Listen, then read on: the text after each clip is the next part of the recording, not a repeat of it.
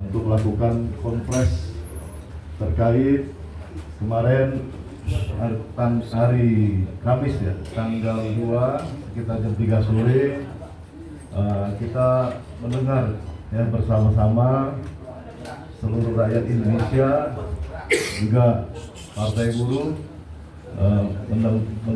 mendengarkan kabar gembira ya, yang mana di awal tahun kita mendapatkan gaduh ya dari Mahkamah Konstitusi terkait ambang batas pencalonan presiden yang 20% dicabut menjadi 0% untuk pemilu tahun 2029.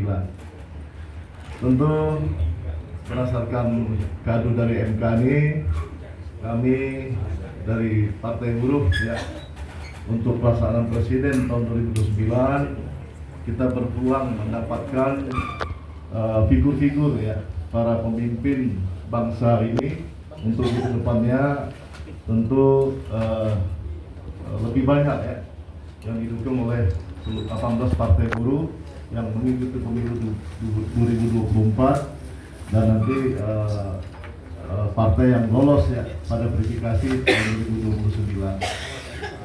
Kami dari Partai Buruh oleh sebab itu tentunya pertama berterima kasih kepada para hakim Mahkamah Konstitusi yang telah ya memutuskan ya mengabulkan permohonan ya terkait tentang ambang batas presiden threshold ini yang menjadi 0%.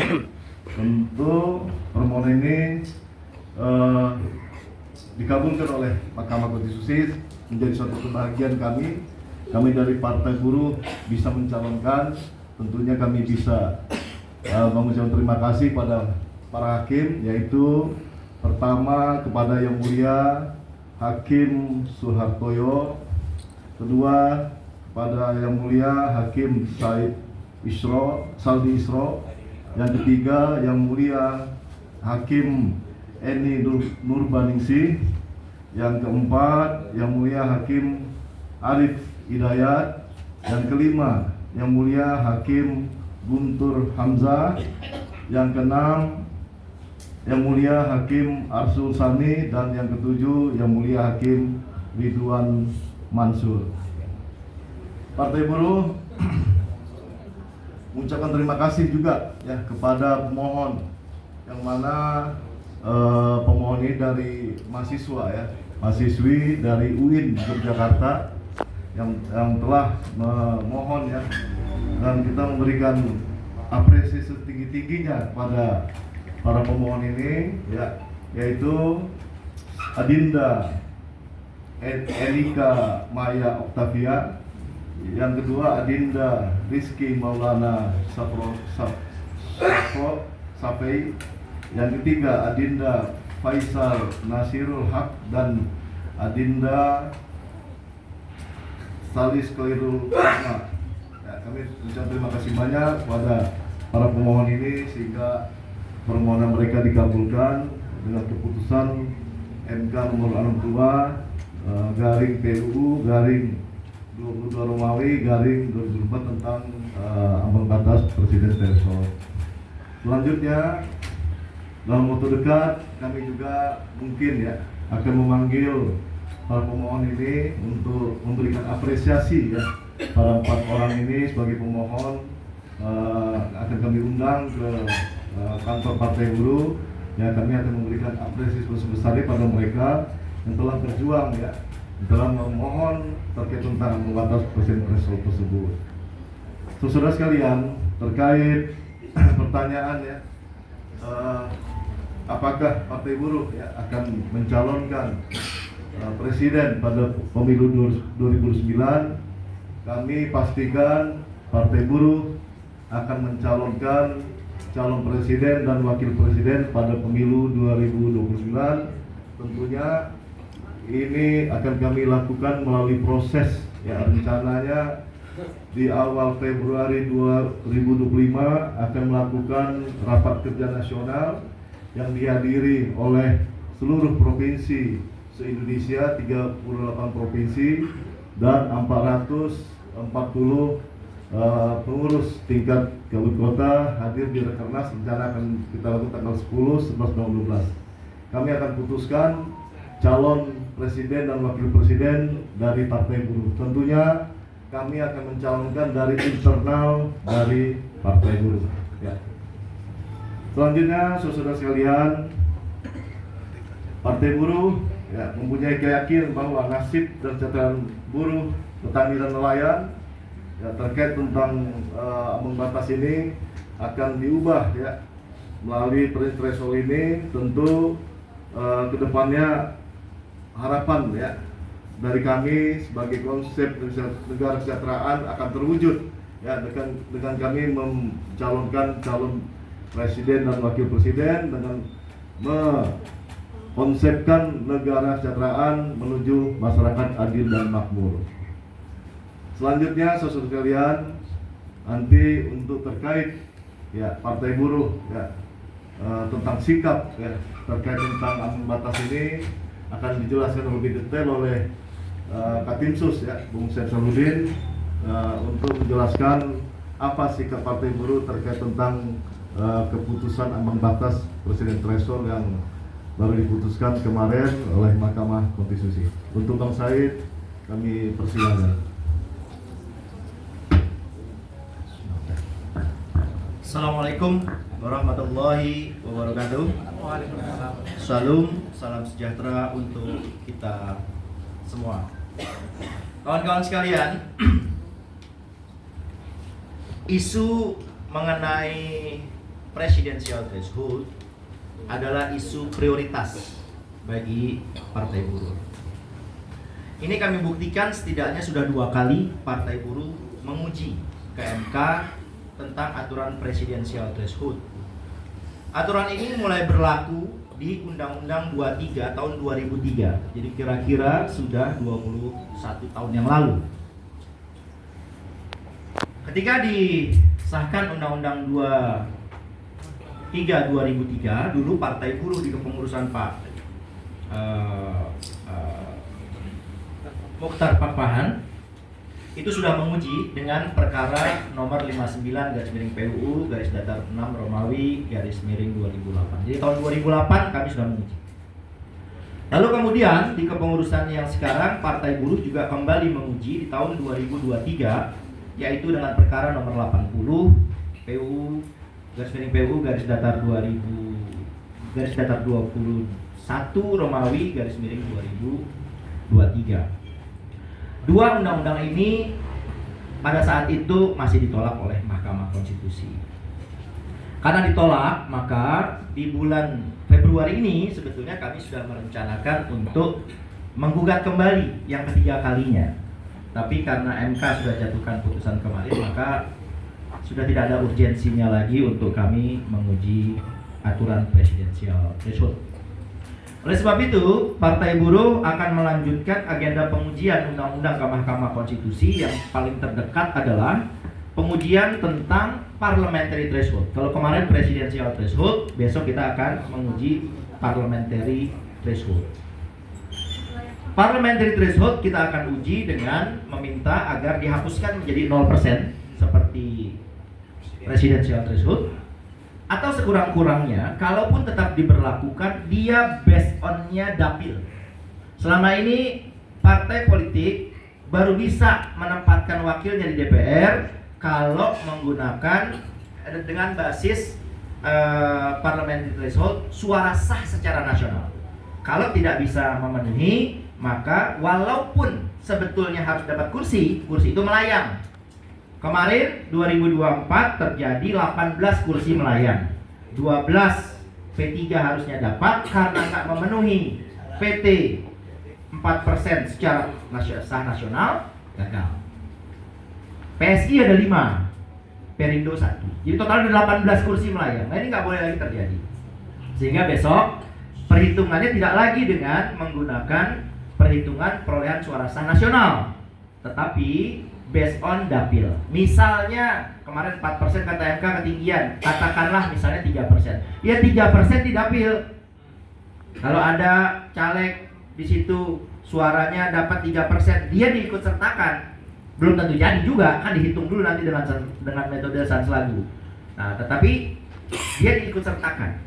Kalau kemarin kan walaupun sebetulnya dia memenuhi secara perhitungan metode Sanslagunya, tetapi dia tidak diikut sertakan karena partainya secara nasional tidak memenuhi 4%. Nah, sebagai informasi ya, selain aturan undang-undang threshold itu, parliamentary threshold, Partai Buruh sudah mengagendakan 26 pengujian undang-undang, 26 aturan dari 11 undang-undang, karena kemarin presidensial threshold sudah, maka tinggal 25 lagi.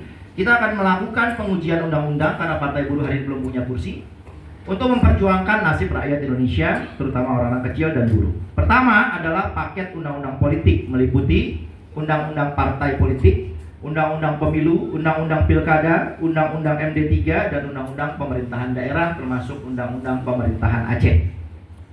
Lalu kemudian di paket ekonomi ada undang-undang perburuhan, undang-undang jaminan sosial, undang-undang pertanian, undang-undang pertambangan, undang-undang perpajakan, termasuk undang-undang KPK. Nah, saudara sekalian, terkait dengan isu hari ini, dengan terbitnya putusan nomor 62 yang menghapus aturan presidensial threshold, dalam catatan kami ini sudah 50 kali diuji. 50 kali itu kita hitung termasuk yang putusan kemarin. Jadi di Undang-Undang 23 2003, undang-undang pertamanya itu, undang-undang pertamanya presidensial threshold itu ada 2 kali. Kemudian di Undang-Undang 42 2008 itu ada 11 kali. Di Undang-Undang 7 yang sekarang berlaku ada 37 kali. Jadi totalnya 50 kali. Barulah yang ke-50 inilah MK kabulkan. Nah, dari putusan MK itu, maka kita tentu saja berbahagia. Ini adalah bukan saja kemenangan bagi partai politik, tapi juga kemenangan bagi rakyat. Karena salah satu pertimbangan MK memberikan legal standing kepada pemohon itu adalah karena MK memikirkan juga kepentingan pemilih yang kalau pakai presidensial threshold yang sekarang, maka akan terbatas calon yang muncul, terbukti dari beberapa pemilu terakhir. Nah, Partai Buruh membuat beberapa catatan. Yang pertama, MK sudah mengubah pendiriannya dalam hal pemberian legal standing atau kedudukan hukum dalam pengujian undang-undang yang terkait dengan kewenangan partai politik. Jadi ada hak-hak atau kewenangan dalam undang-undang, termasuk dalam konstitusi, yang hanya diberikan kepada partai, tidak kepada warga negara atau perorangan. Contohnya presidensial threshold. Aturan mencalonkan presiden kan nggak boleh independen, berarti kan perorangan nggak boleh, hanya boleh partai. Maka MK buat syarat legal standing hanya boleh partai politik peserta pemilu sebelumnya. Gara-gara aturan ini, Partai Buruh gugatannya ditolak karena Partai Buruh 2019 nggak ikut pemilu. Partai Umat juga begitu, ngajuin juga, nggak punya legal standing. Nah, sekarang bukan sekedar partai yang diberikan, perorangan warga negara juga diberikan legal standing oleh Mahkamah Konstitusi. Nah, dalam konteks inilah maka pantaslah kita menyebut MK telah berhasil melaksanakan fungsinya sebagai pelindung hak-hak konstitusional warga negara sekaligus pelindung hak asasi manusia, the protector of the human right. Catatan yang kedua, ada yang menarik di sini. MK mulai menyoroti, atau lebih tepatnya saya membacanya, MK ini mulai gerah dengan partai-partai di Senayan, partai-partai besar yang dianggap terlalu mendominasi proses pencalonan.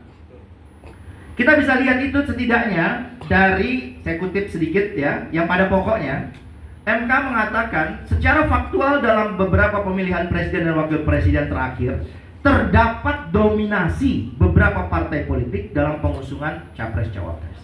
Jadi praktek yang selama ini muncul dominasi oleh partai-partai lain sebenarnya dalam radar atau dipotret betul oleh MK. Yang kedua juga MK mengatakan bahwa ini partai-partai yang di Senayan ini mengambil keuntungan dari syarat presidensial threshold. Jadi penentuan besaran atau persentase presidensial threshold 25% kursi atau 20% kursi atau 25% suara itu oleh MK dianggap menguntungkan partai politik besar atau setidaknya memberi keuntungan bagi partai politik peserta pemilu yang punya kursi. Jadi ada yang menarik kalau kita lihat di sini. Memang kalau nggak dibaca utuh putusannya, kita nggak bisa menarik kesimpulan ini. Ini ada yang menarik. Di satu sisi MK menyoroti tentang terlalu dominannya partai-partai besar yang akhirnya tidak memberi ruang kepada partai-partai, katakanlah partai-partai non parlemen seperti partai buruh. Nah, maka muncul catatan yang ketiga. Kalau tadi catatan yang kedua, MK terlihat gerah dengan perilaku partai-partai politik di Senayan yang terkesan mendominasi. Sekarang catatan yang ketiganya adalah MK sudah mulai memberikan perhatian secara proporsional dan adil kepada partai non parlemen. Perhatian MK itu tidak bisa kita lihat dari dua peristiwa. Peristiwa yang pertama adalah terbitnya putusan nomor 60 yang teman-teman ingat kemarin diajukan Partai Buruh terkait dengan syarat pencalonan kepala daerah. Ada Partai Buruh uji, oleh MK dikabulkan. Dikabulkannya itu syaratnya partai non-sit yang tidak punya kursi di DPRD yang awalnya oleh undang-undang tidak boleh ikut mengusulkan, akhirnya menjadi boleh. Nah, ini kan bentuk perhatian MK, ya, bentuk perhatian MK kepada partai-partai non parlemen, partai-partai anggaplah partai-partai kecil begitu yang suaranya belum signifikan, dan itu diberi ruang oleh MK. Nah, yang kedua peristiwanya adalah putusan nomor 62 ini. Jadi kalau kita lihat di putusan ini ada beberapa yang menarik yang barangkali teman-teman kalau nggak ikuti persidangannya tidak mengetahui bahwa ada satu tradisi baru yang MK buat. Tradisi baru itu adalah dengan memberi kesempatan partai-partai politik termasuk partai non parlemen untuk memberikan keterangan di dalam persidangan MK. Praktek ini nggak pernah dilakukan oleh MK sebelumnya. Ini satu tradisi baru yang saya kira sangat bagus. Kami bukan pemohon, partai-partai bukan pemohon, tapi karena yang diuji normanya terkait dengan hak partai yang mengusulkan capres, maka partai-partai dimintai pendapat. Setidaknya ada 9 partai politik yang diundang oleh MK untuk memberikan keterangannya, termasuk salah satunya adalah Partai Buruh.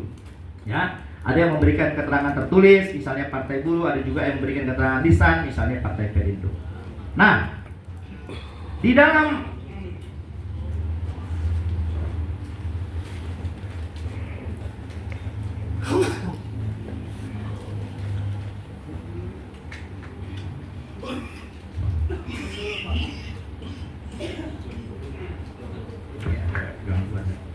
Nah, kawan-kawan sekalian, terkait dengan perhatian yang proporsional tadi kepada partai-partai kecil itu, Mahkamah di putusan ini itu menyinggung, ya, yaitu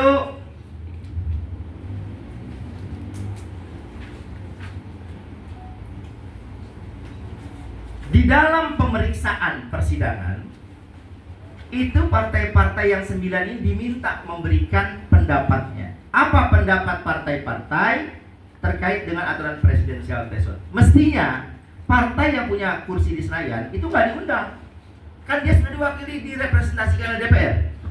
Tetapi rupanya MK tetap mengundang, ya, partai-partai di Senayan itu diwakili oleh 4 partai dan partai non parlemennya ada 5, jadi totalnya 9. Nah, saya kira penting bagi masyarakat untuk mengetahui apa sih sikap partai-partai ini. Jangan ketika ada putusan MK sekarang akhirnya jadi membuat klaim atau menganggap dirinya sebetulnya pro pada putusan MK, sedangkan yang sebenarnya di dalam persidangan mereka justru mengatakan tetap harus diberlakukan presidensial threshold. Presiden dan DPR pasti tetap menginginkan 20% kursi atau 20% suara. Lalu ada partai, siapa partai yang tetap menginginkan agar presidensial threshold tetap diberlakukan dengan ketentuan 20% kursi atau 20% suara. Pertama, PKB. Yang kedua, Partai Gerindra. Yang ketiga, Partai Golkar.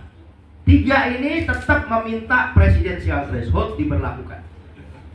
Yang keempat ada PKS dengan varian yang berbeda. Dia tetap minta ada PT, ada parliamentary threshold, tetapi ambang batasnya angkanya diturunkan menjadi level 7 sampai 8%. Yang kelima ada partai non parlemen, entah karena alasan apa, yaitu Partai Hanura. Itu dia juga menganggap PT masih perlu, parliamentary threshold masih perlu, tetapi ya angkanya disesuaikan lagi lah, kira-kira begitu.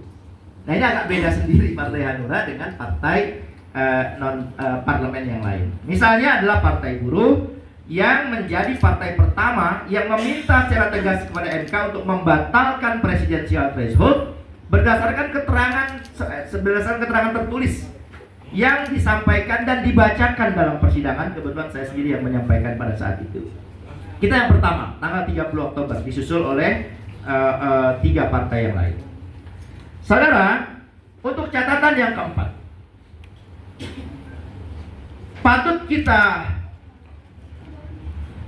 pantas untuk kita menyebut bahwa MK hari ini sudah kembali kepada hitahnya sebagai pengawal demokrasi dan konstitusi, the guardian of democracy and the constitution.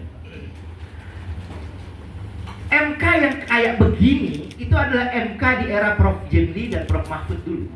Setelah itu Agil Mukhtar dan seterusnya, itu kita nggak pernah menemukan lagi putusan-putusan MK yang betul-betul progresif begitu.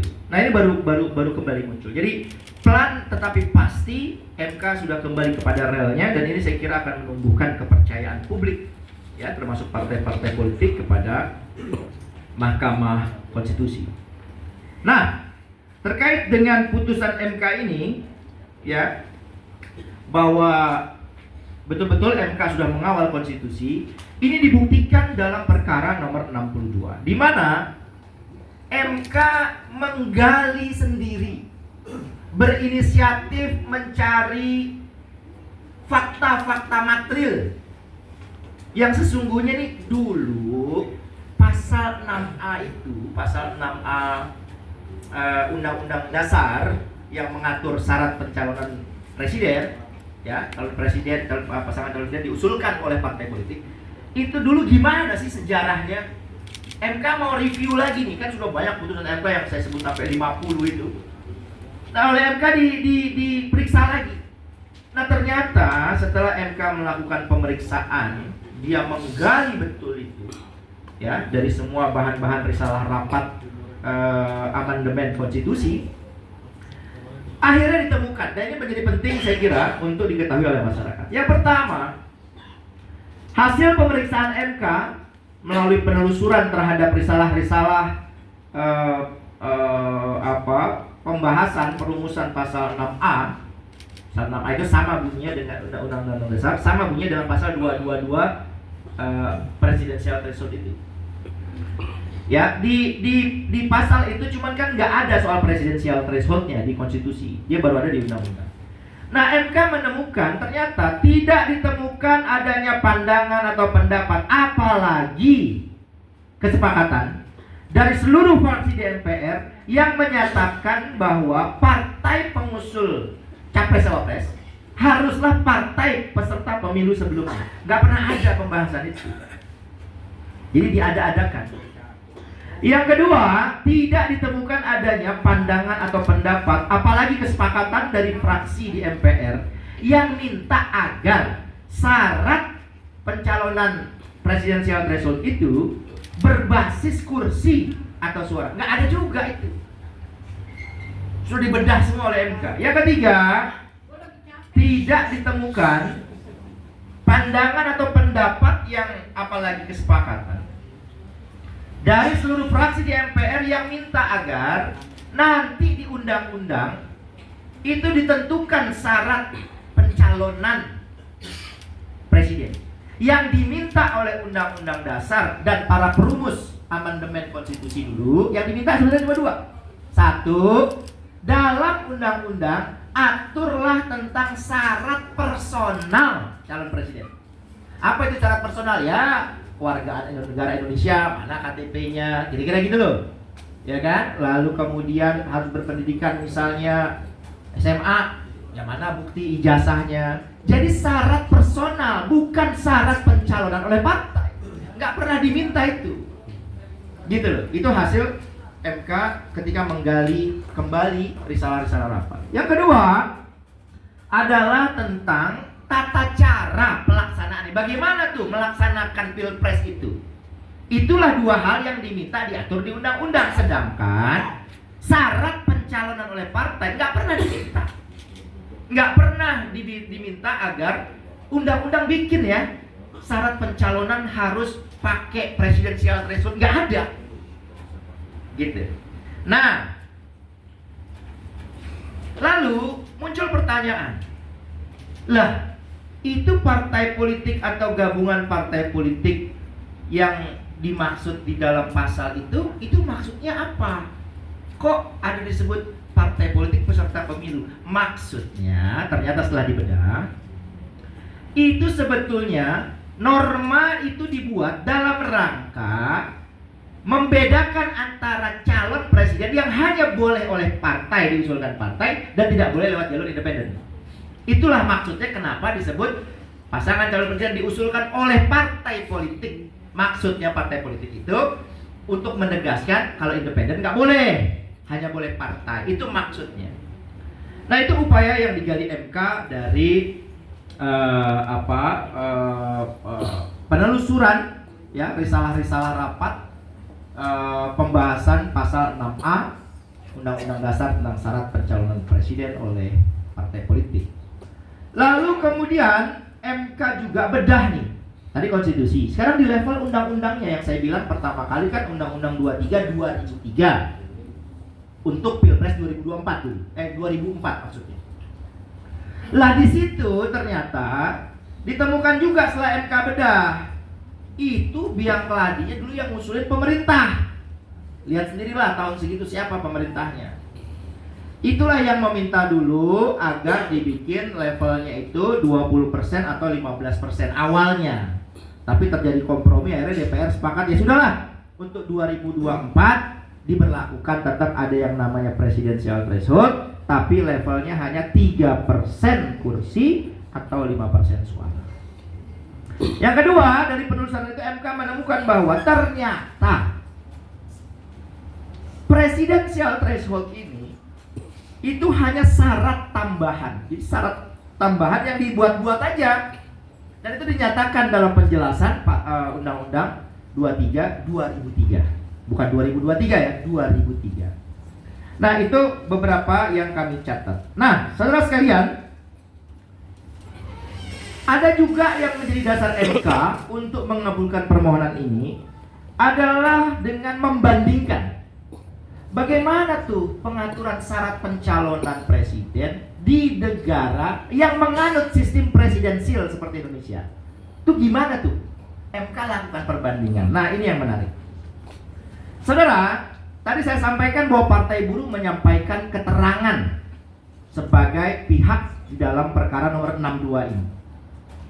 Dan di dalam keterangannya, kawan-kawan nanti bisa lihat sendiri, ya, setidaknya ada 39 kali nama Partai Buruh disebut di dalam perkara itu. Dalam putusan MK itu ada 39 kali, menunjukkan bahwa ada ya putusan ini sebetulnya tidak terlepas dari suatu rangkaian. Baik Partai Buruh dulu pernah menjadi pemohon di tahun 2008, menjadi pemohon di tahun 2023, lalu kemudian memberi keterangan pihak terkait. Nah, terkait dengan perbandingan konstitusi ini, kawan-kawan bisa lihat itu diusulkan oleh Partai Buruh. Partai Buruh lah yang memberikan bahan materi kepada Mahkamah Konstitusi di dalam persidangan, dan itu tertulis bisa dibaca di dalam putusannya. Kami memberikan argumentasi dengan angle yang barangkali tidak banyak diungkap oleh banyak pihak lain. Yaitu kami membandingkan tentang praktek-praktek presidensial threshold di negara-negara lain, terutama di Amerika Latin, ya, karena banyak menganut sistem presidensial, mempunyai kultur yang mirip dengan Indonesia. Kami menyampaikan dalam persidangan MK yang namanya presidensial threshold itu adalah syarat keterpilihan, bukan syarat pencalonan. Jadi sebetulnya yang disebut presidensial threshold itu mestinya di Indonesia yaitu presiden calon presiden terpilih apabila ya memenangkan di 50% plus 1 yang tersebar di 20%. Jadi syarat keterpilihan, bukan syarat pencalonan. Nah, kami sampaikan tuh contoh-contoh. Saya bacakan di dalam persidangan di Brazil, di Ekuador, di Argentina dan sebagainya. Nah, itulah dikutip oleh MK, tapi MK mengembangkan. Yang kami sampaikan kan hanya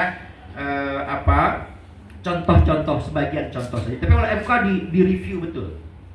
Dan lebih banyak lagi negara-negara. Jadi dengan kata lain, walaupun kami tahu ini putusan adalah putusan nomor 62 yang dimohonkan oleh 4 orang mahasiswa UIN Sunan Kalijaga, Yogyakarta, ya, tetapi partai-partai politik termasuk Partai Buruh turut juga memberikan masukan yang akhirnya dijadikan sebagai salah satu pertimbangan. Nah, itulah concern Partai Buruh ya terhadap persoalan presidensial threshold.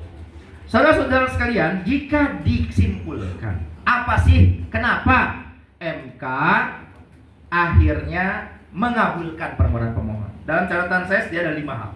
Pertama, dari original intent Undang-Undang Dasar nggak ditemukan bukti adanya permintaan atau kehendak MPR agar ada presidensial threshold.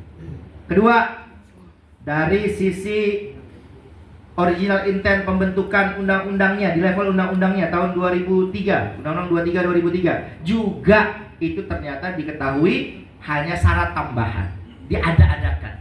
Yang ketiga, bahwa dari perbandingan konstitusi, artinya pemberlakuan presidensial threshold di negara-negara lain yang bukan syarat pencalonan tetapi syarat keterpilihan, menunjukkan bahwa memang nggak ada syarat pencalonan itu. Makanya nggak aneh kayak kemarin aja misalnya, walaupun dengan model yang berbeda, Timur yang pecah dari Indonesia itu berapa itu? Belasan, puluhan, banyak itu. Negara-negara lain nggak ada masalah calon banyak. Dan ini pun tahun 2029 jangan dianggap kalau partai 18, misal sekarang anggaplah yang 18 lolos. Lalu ada partai baru lagi yang lolos, misalnya anggaplah 2, jadi 20. Jangan dibayangkan 20 calon presiden. Emang dikira mau jadi calon presiden nggak pakai duit?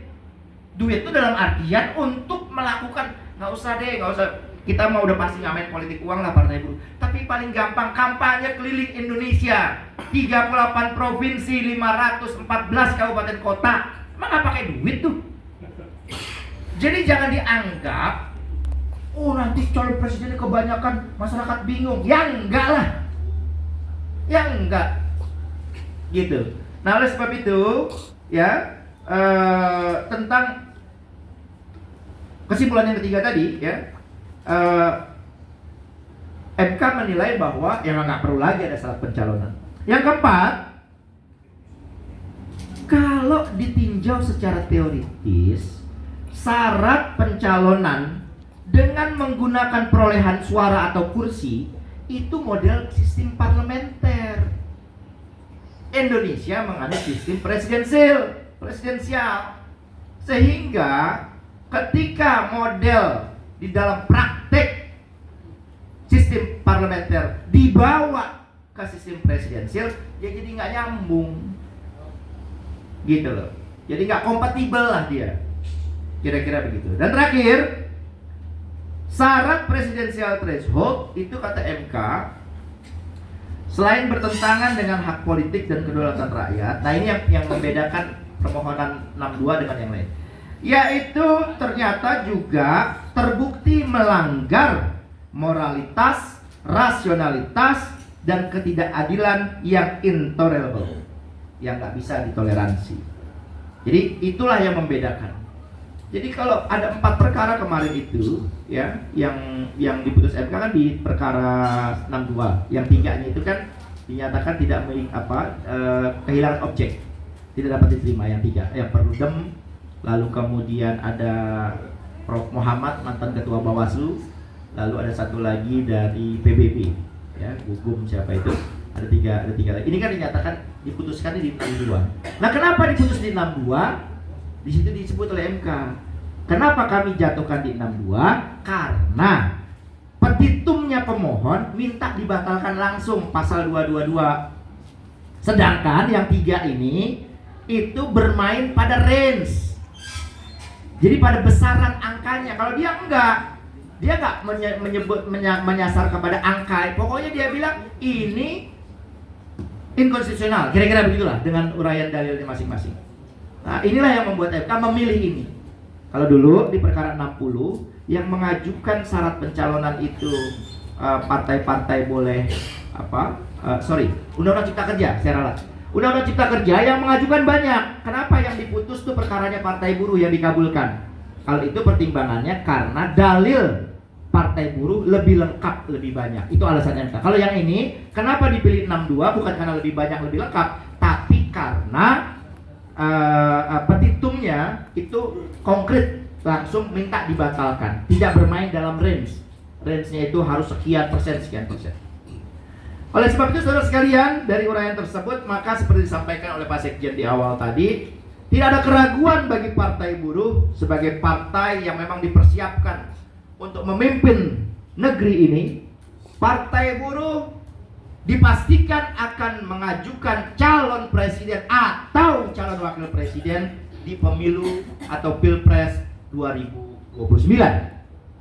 Terkait dengan siapa yang menjadi calon, Pak Sekjen tadi sudah menyampaikan. Saya kembali menggarisbawahi bahwa kami memiliki satu prosedur di internal Partai Buruh yang memang itu dilakukan secara bertingkat. Dari bawah dulu kita minta masukan, yaitu dipertemukan di Rakernas, lalu kemudian ada serangkaian proses lain, ada rapat presidium dan seterusnya, yang pada akhirnya nanti Partai Buruh akan menetapkan apakah Partai Buruh akan maju sendirian ataukah Partai Buruh akan berkoalisi.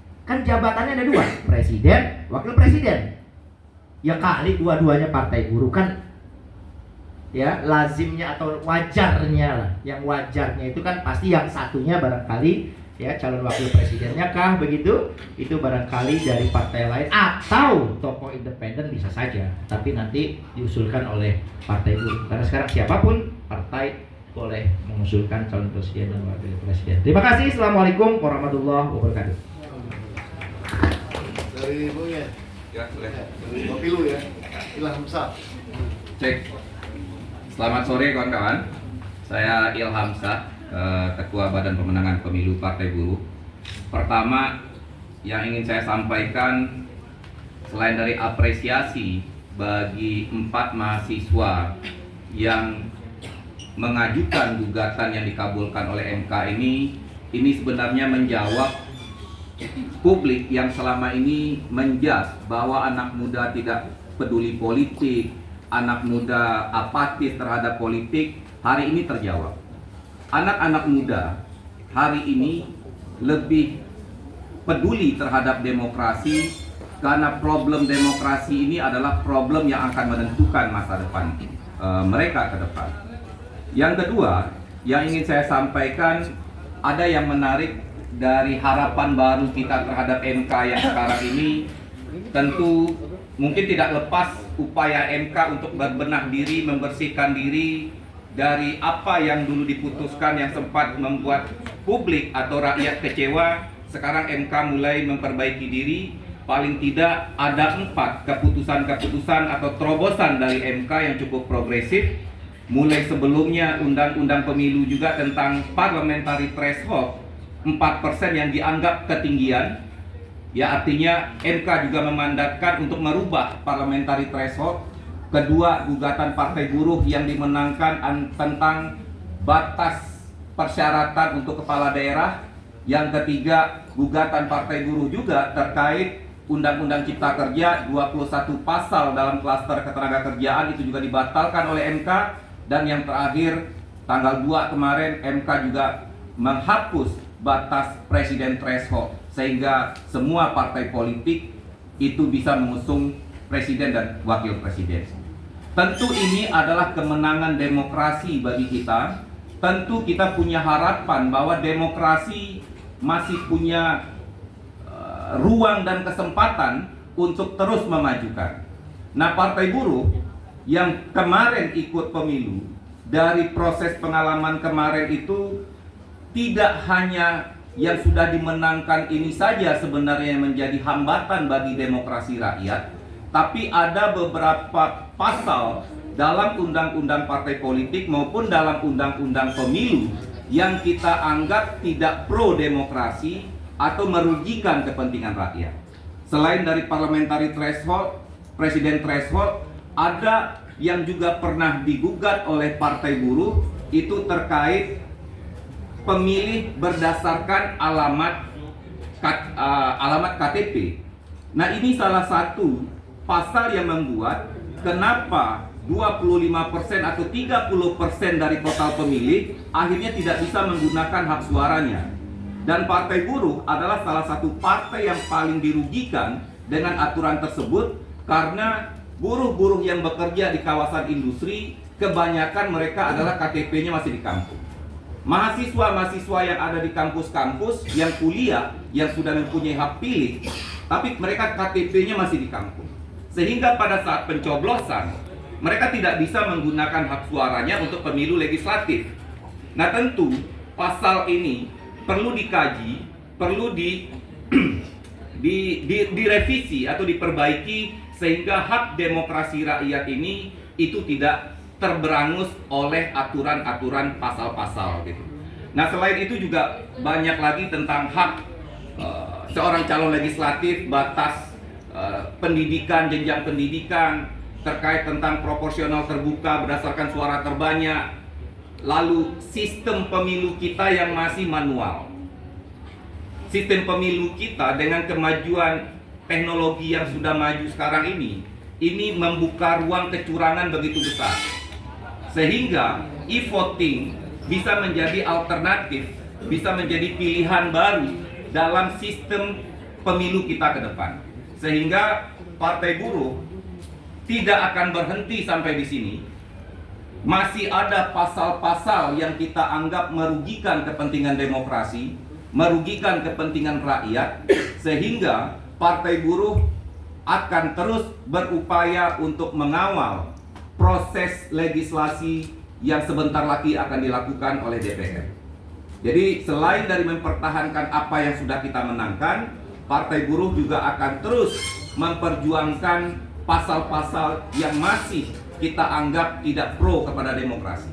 Itu untuk kita menangkan, kita perjuangkan dalam proses legislasi ke depan. Tentu upaya selain dari mengajukan tawaran konsep pasal seperti apa yang lebih demokratis, selain Partai Buruh akan mengajukan konsepnya, tentu juga Partai Buruh sebagai partai massa bersama dengan gerakan demokrasi lain juga akan melakukan pengawalan dalam bentuk aksi dan mobilisasi. Nah, yang terakhir yang ingin saya sampaikan tentang mekanisme ke depan, karena Partai Buruh punya kesempatan. Tentu pemilu kemarin kita mencoba melakukan satu konvensi untuk pencapresan. Mungkin tidak begitu menarik karena Partai Buruh tidak punya hak untuk mengajukan. Nah, dengan adanya kemenangan putusan MK ini, konvensi menurut saya ke depan akan bisa menjadi satu solusi yang bisa dibicarakan di dalam Rakernas Partai Buruh ke depan, sehingga konferensi rakyat dalam menjaring pemimpin masa depan itu bisa dilakukan dari tingkatan bawah sampai tingkat nasional. Inilah sebagai bentuk dan wujud bagaimana demokrasi rakyat terlibat secara langsung atau partisipasi politik rakyat terlibat di dalam menentukan arah kebijakan yang lebih progresif ke depannya. Dan tentu kualitas pemilu kita 2029 harapannya bisa menjadi lebih baik, sehingga bisa juga menghasilkan kepemimpinan nasional yang juga bisa membawa Indonesia menjadi lebih baik. Mungkin itu dari saya. Terima kasih. Wassalamualaikum warahmatullahi wabarakatuh. Waalaikumsalam. Silakan. Ada yang mau Begini, pertama, kalau kita sebut tadi misalnya nggak perlu khawatir misalnya calonnya itu sampai puluhan, saya tidak menyasar kepada pihak tertentu.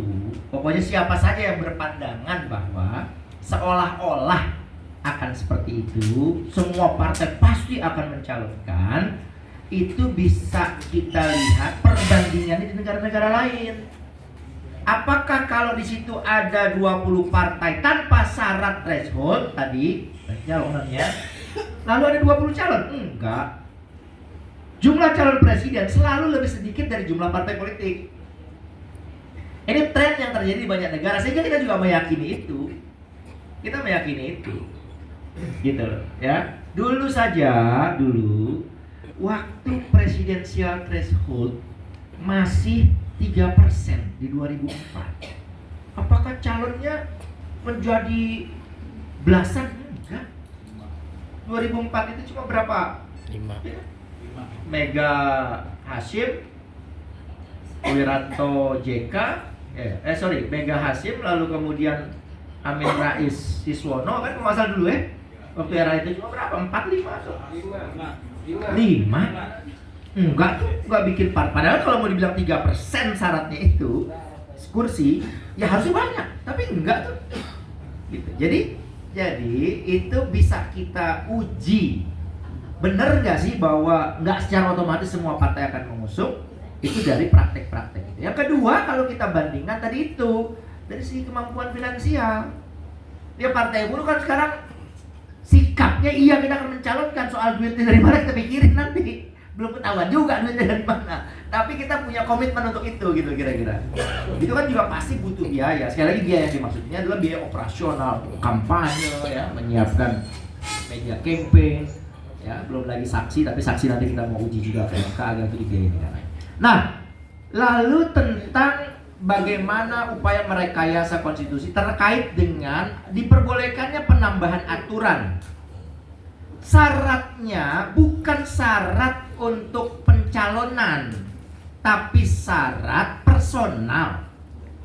Contoh syarat personal saya bilang tadi, misal yang tadi ada ketentuan usia minimal presiden berapa, warga negaranya harus Indonesia, ada KTP-nya, kan gitu, ada dokumennya, sehat, jasmani, rohani, dan sebagainya. Jadi syarat personal, bukan syarat pencalonannya. Nah, sehingga jikapun DPR ingin membuat, ya, itu harus yang terkait dengan personal. Tetapi faktanya, syarat calon presiden itu udah berat.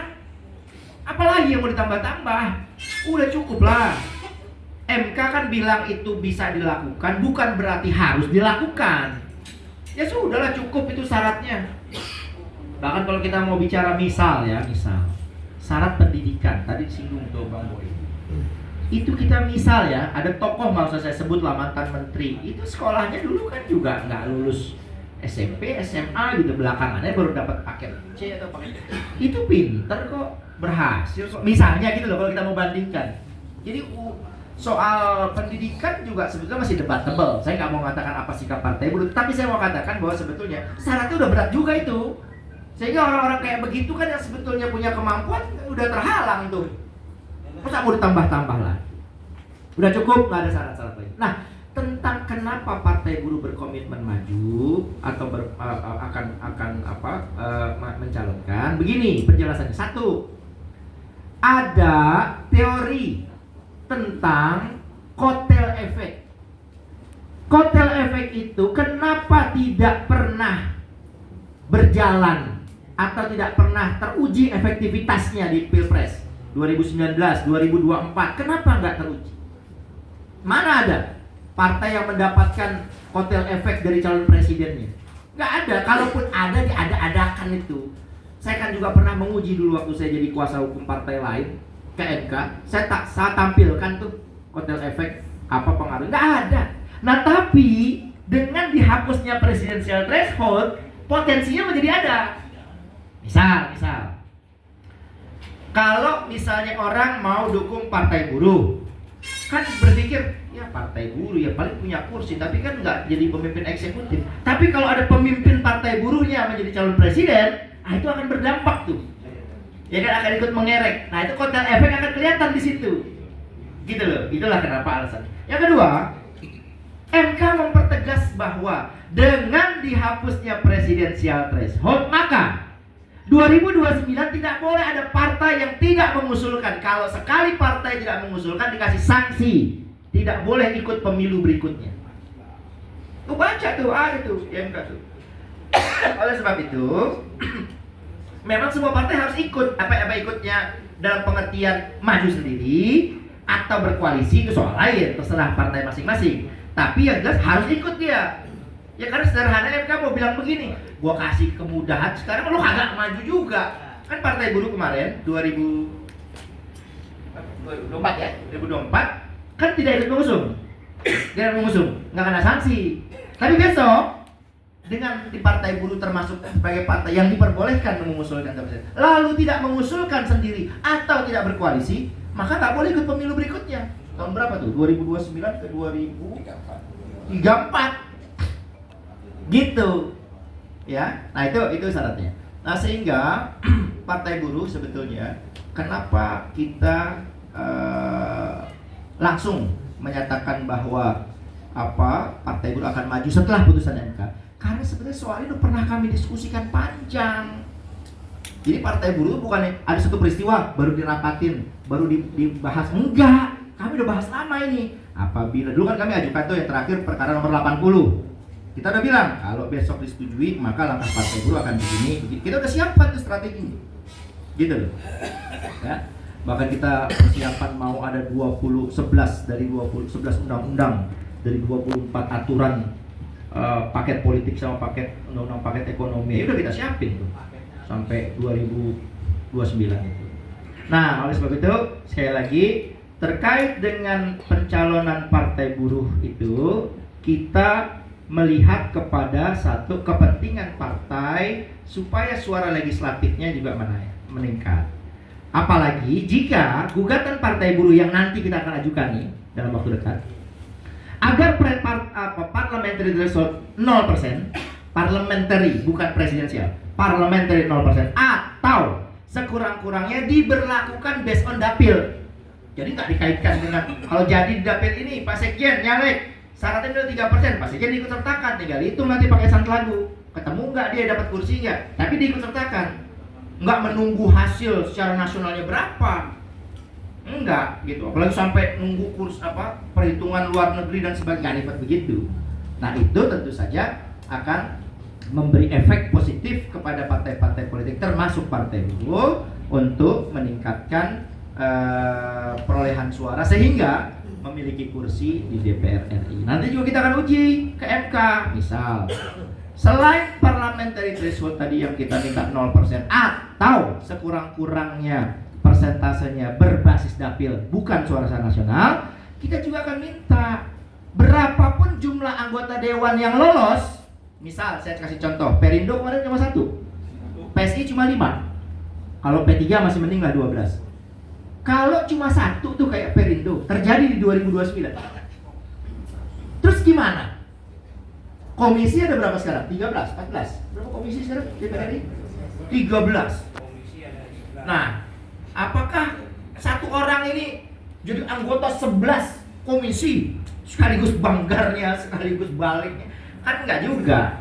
Nah, oleh sebab itu nanti kita minta diberlakukan fractional threshold. Jadi untuk membentuk sebuah fraksi ditentukan syarat orangnya berapa, ya digabung. Seperti sekarang kan di level DPRD ada itu. Di DKI Jakarta ada partai dapat 1 kursi, ya gabung dengan partai lain bikin koalisi. Partai Buruh di Bekasi punya 2 kursi, nggak bikin fraksi sendiri, gabungan, fraksi gabungan. Kayak gitu-gitu loh. Nah itu juga bisa diterapkan di DPR RI kelak, ya. Saya kira itu udah cukup menjawab ya, Nopal ya? Udah ya? Ya Presiden Pak Sekjen silakan. Ya, terkait dari Partai Buruh ya, kedepannya berkoalisi dengan partai pendukung parliamentary threshold ini ya. Jadi Partai Buruh tetap konsisten ya, nggak takut lah itu terkait koalisi dan tidak berkoalisi. Karena waktu mau Pilpres kemarin itu kami tidak berkoalisi, karena kami anggap satupun calon presiden yang tidak mengakomodir terkait tentang undang-undang tentang cipta kerja ya, itu syaratnya itu. Karena kami mendiri partai ini adalah berjuang untuk undang-undang cipta kerja awalnya ya, dengan konsep negara kesejahteraan. Tentu kami tetap konsisten ke depannya ya. Maka di rakernas besok kami mendukung internal partai dulu yang kami dukung calon presiden dari Partai Buruh. Kita lihat nih, ada kan 5 tahun ke depan nih, ada rakernas, ada kongres ya. Kita lihat nanti apakah calon yang kita dukung ini ketenaran makin meningkat atau tidak kan. Kita lihat situasinya kan, politik kan berbeda-beda, dinamis ya, dinamis gitu. Ya kalau memang nanti yakin kami dari partai kami bisa sambil kita berjuang mendukung, partai ini kan kontrol. Kami kan tidak di dalam ya, di luar. Kami akan kontrol terus pemerintah, akan berjuang terus terkait tentang kebijakan pemerintah, akan menyuarakan terus rakyat ya, buruh, terkhusus rakyat tani dan nelayan. Kami akan suarakan terus. Nanti kita lihat perkembangannya. Ya populer partai buruh nih. Kalau memang yakin calon yang kita dukung dari internal ini populer, ya udah kita cukup dari partai buruh. Ya, kita akan tidak berkoalisi. Tapi nanti kita lihat situasinya ya, dinamis ya situasinya. Tapi pada prinsipnya kami konsepnya adalah negara kesejahteraan. Ya, untuk rakyat kecil, tani, buruh dan nelayan. Itu konsepnya. Ya, selama konsep kami ini sesuai dengan capres yang kami berkoalisi, ya nggak ada masalah.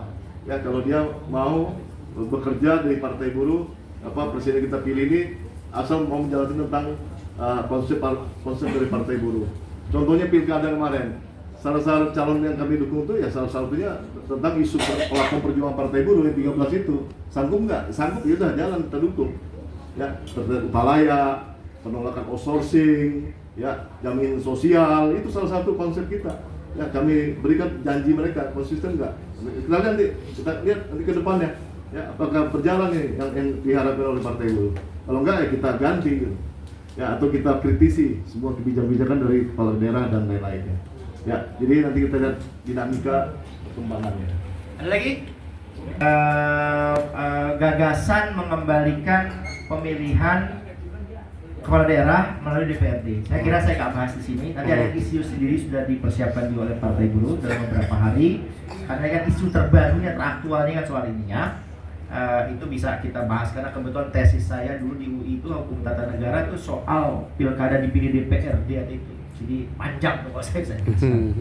Gini ya, tentang tadi putusan MK yang misalnya tidak boleh penggunaan digital untuk keperluan kampanye itu maksudnya gini, 2019 ada caleg DPD RI dari NTB menang perempuan, digugat apa yang kalah incumbent. Dia bilang ke MK, saya kalah tuh gara-gara tuh ibu-ibu sebenarnya mukanya biasa-biasa aja, B aja lah, cuman di make,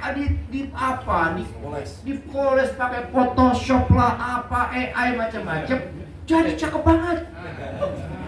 Karena cakep dipilih, kira-kira gitu loh. Tuh asal-asalnya tuh 2019 terpilih tuh si ibu-ibu itu, digugat. Dari situlah muncul ide, oh bener juga nih, kalau orang terlalu ditacap macam-macam ya kan, ya kalau kita di TV kan tacap-tacap dikit iyalah, ya kan bagus dikit ya tuh kameranya. Tapi kalau ini kan, wah kadang-kadang jerawatnya penuh juga udah kalah ubin sama dia licinnya kan, itu berlebihan. Karena itu menjadi nggak fair nanti. Kan memilih itu sebetulnya diharapkan berdasarkan gagasan. Apa sih gagasan partainya? Apa sih platform partai yang memperjuangkan kalau dia jadi? Tapi sekarang rakyat itu banyak memilih dengan alasan-alasan primordial dan alasan-alasan yang itu subjektif tadi. Ada yang memilih karena agama, kesamaan suku, masih banyak terjadi itu. Bukan karena program. Tapi ada juga yang karena tadi itu subjektif. Apalagi kalau dia udah sering main di TikTok tuh kan joget-joget, dipilih tuh. Gitu. Nah, itu maksudnya MK tuh ya. Jadi kalau ditanya partai buruh, gimana itu ke depan dikaitkan soal digital itu anak-anak muda, nanti Bang Boeing bisa jelaskan. Partai buruh itu ya, asal tahu ya. Dia nanti sebentar lagi akan ada reorganisasi atau restrukturisasi. Ada satu wakil presiden untuk bidang urusan anak muda. Tuh bayangin, wakil presiden anak muda. Itu partai buruh. Kedua, partai buruh punya yang namanya sayap partai anak muda, bukan satu, bukan dua, tapi 3. Jadi kita concern betul. Ini salah satunya nih. Nih, ketua Suara Muda Partai Buruh. Anak-anak muda semua. Jadi partai buruh memang ke situ concernnya. Nah, tentu kita akan juga memanfaatkan perkembangan teknologi digital, tapi bukan dalam rangka tadi bikin orang jadi mulus supaya dipilih, enggak, untuk kepentingan yang lain. Nah, teman dari Kompas tadi begini, Pemilih kan gini, saya bilang tadi ya, ada asumsi gini. Kalau 3 aja yang golput banyak, apalagi banyak calon, justru sebaliknya. Kenapa sih MK mengabulkan permohonan pemohon khususnya pada legal standing? Kan legal standing hanya boleh partai, kalau perorangan nggak boleh. Kenapa nih 4 mahasiswi UIN Sunan Kalijaga dikasih? Karena dia bilang bagus tuh. Saya suka, makanya Pak Sekjen bilang tadi kita mau undang tuh. Ya, kita mau ajak diskusi, ketemu sama sayap-sayap partai, anak-anak muda ya, partai buruh berkolaborasi lah mereka itu. Bagus dia bikin. Dia gini, dasarnya gini. MK, peserta pemilu bukan cuma partai. Kami ini, kira-kira ada yang ngomong nih, kami ini pemilih juga peserta. Masa kami jadi objek saja? Kan kami juga harus punya hak dong untuk menentukan calon presiden, pemimpin bangsa. Tapi calon presiden jangan dibatasin. Kalau cuma 2, apalagi ntar kemudian suatu hari mungkin saja tunggal, dan kami nggak dikasih kesempatan, kami dibatasi. Nah, dia bagus bikin dalilnya gini. Karena jumlah calon presidennya dibatasi, ada presidensial threshold, calon presidennya jumlahnya menjadi terbatas.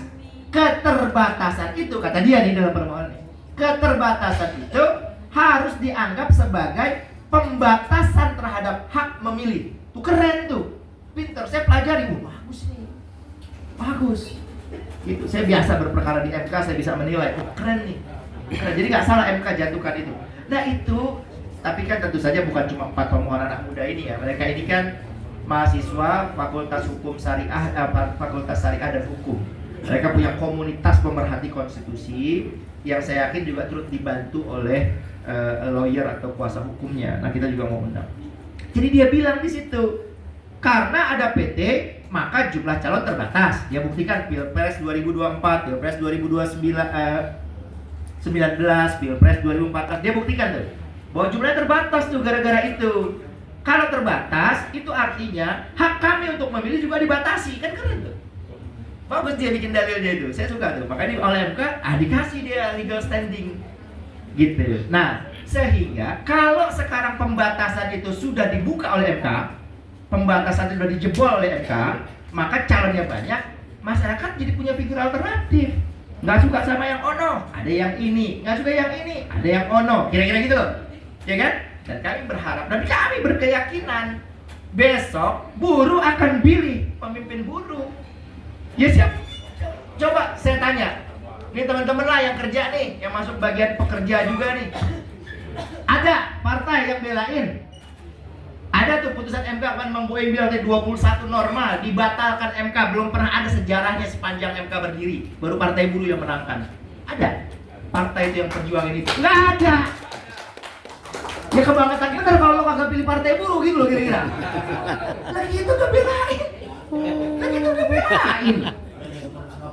Sekarang gaji berapa naik? 6,5%. Partai mana? Partai buruh, tapi nyoblosnya yang lain. Gila kali. Logikanya gimana? Gue belain lo, nasib lo gue perjuangin, dan lo coblos yang lain. Itu gimana logikanya itu? Nah itu besok kalau ada calon presidennya partai buruh, isu-isu tentang yang tadi kan Pak Sekjen sudah bilang tadi, kami itu undang-undang BPJS kami akan uji, undang-undang pertambangan, banyak yang merugikan itu, lingkungan, masyarakat adat, banyak yang kita mau uji, pertanian. Saya sebut tadi ada 24 dari 11 undang-undang, itu udah siapin. Nah, oleh sebab itu, anak-anak muda ini, tadi perbandingan misalnya di Jakarta, itu kami yakin itu akan melirik partai ini. Ada wakil presiden khusus anak muda, ada sayap partai sampai 3 di satu partai, sayap 3 partai anak muda semua. Lalu kemudian kami juga memberikan ruang yang begitu besar kepada anak muda. Nah ini hal-hal yang kayak gini saya kira akan mampu, kami yakin anak-anak muda akan. Dan satu hal teman-teman harus ingat, anak muda itu harus dikaitkan juga dengan bapak ibunya. Misal ada anak baru lulus SMA, belum kerja. Satu, dia butuh kerjaan, partai yang nyariin kerjaan, buka lapangan kerja, mengupayakan orang kerja, ya partai buruh. Kedua, dia belum kerja, Uang jajan dari mana? Dari bapak ibunya. Bapak ibunya buruh. Ya buruh pekerja, sama lah itu, karyawan sama lah. Gitu loh. Kalau Cing Abdel bilang mbak-mbak SCBD ya buruh juga itu. Nah, jadi anak ini akan lah gua dapat jajan dari mak bapak gua yang dibelain sama partai buruh. Ya kali dia kagak pilih partai buruh. Nah, tapi ini perlu waktu bagi kita untuk lebih meyakinkan. Kita kan pendek. Kemarin partai buruh cuma 4 bulan. 4 bulan kita turun ke masyarakat. Lo yang lain udah ikut berapa kali pemilu? Kita baru 4 bulan. Udah dapat suara hampir 1 juta. Gitu loh. Kalau besok yang paling sedikit 4 juta itu paling sedikit lah mudah-mudahan. Ya kan? Yang penting presidennya partai. Nah, Coba dia tambahkan tuh. Bapak Said Iqbal. Said Iqbal calon presiden.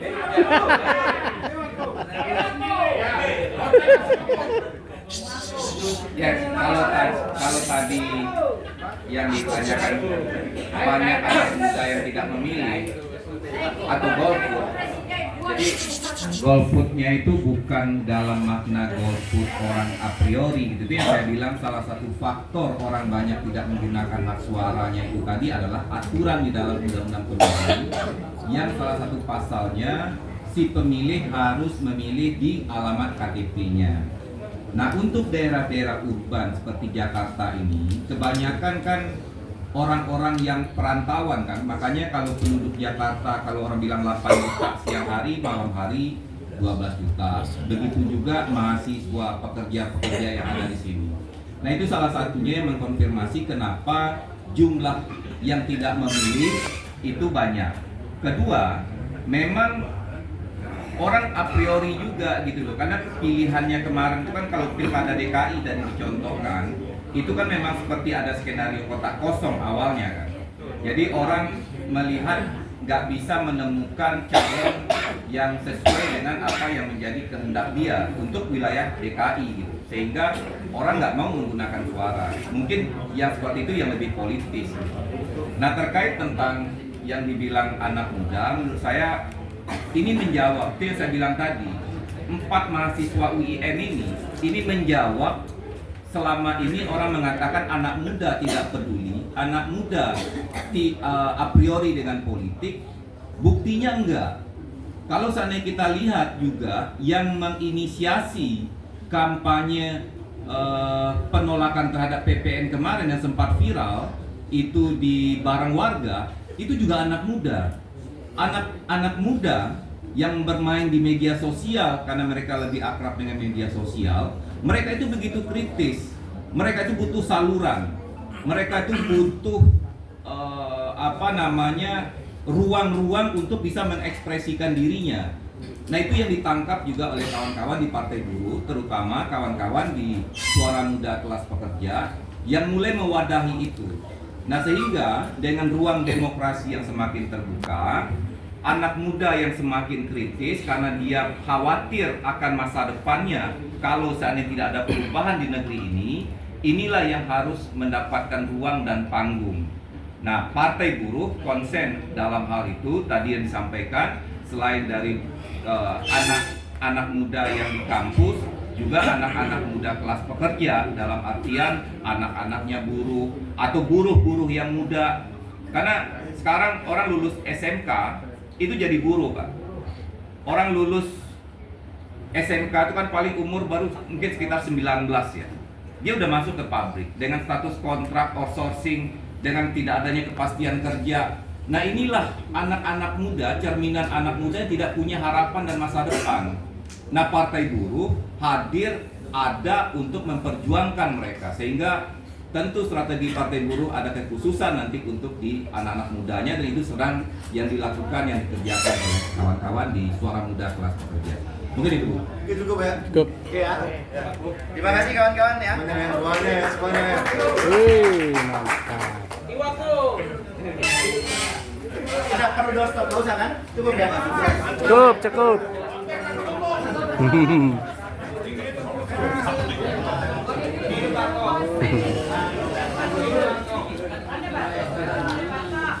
Mat materi yang saya sampaikan tadi ada versi PDF-nya, ada apa tertulisnya, tapi ini terbatas ya. Ya. Ya jangan Rebutin. dominasi, jangan rebutan deh ya.